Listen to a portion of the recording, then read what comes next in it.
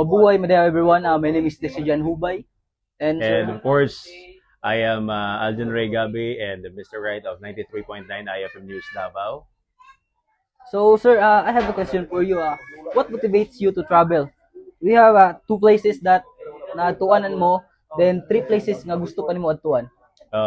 As a personality, social media personality on my page, I love to travel because I'd like to bitaw magsuroy-suroy to other places to explore and to feel the vibes of each and every places, especially here in the Philippines. We all know na daghan kita mga tourist spots, and so far ang ako ang naadtuan is that memorable sa kuha is ang kaning Bohol nga ako yung personally dati by the books lang na ako siya nakakita, but sa reality ako na gyud siya nakitaan. So naapod siya iyang kaugalingon nga kanabitang art, naapod siya iyang kaugalingon pod nga kanabitang ikapanghambog.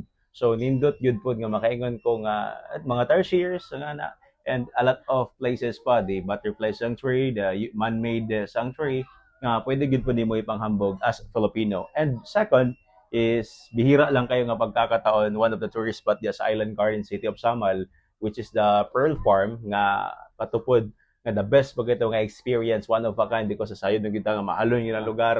And shout out to BCT family, luckily enough nga ako ato siyang na-experience the food itself and the ambience, and at the same time the place itself.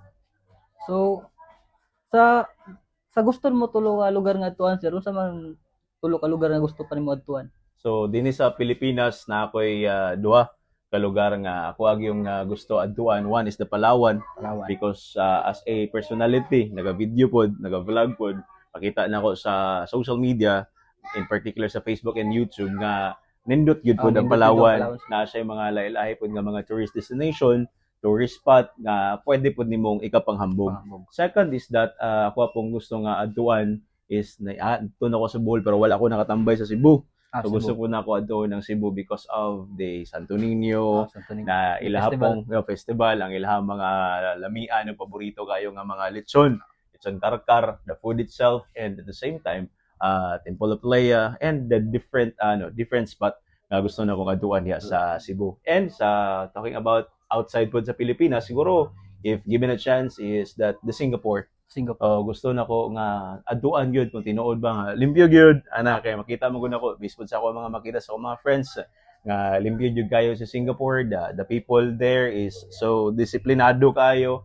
So bilang Dabawenyo nga ato ang dala-dala ang tagline nga basta Dabawenyo disiplinado, gusto pud nako nga makita kung unsa pud the way na disiplinado ang mga Singaporean. Salamat kay sa sponsor. So mo na sir. Thank you. Salamat.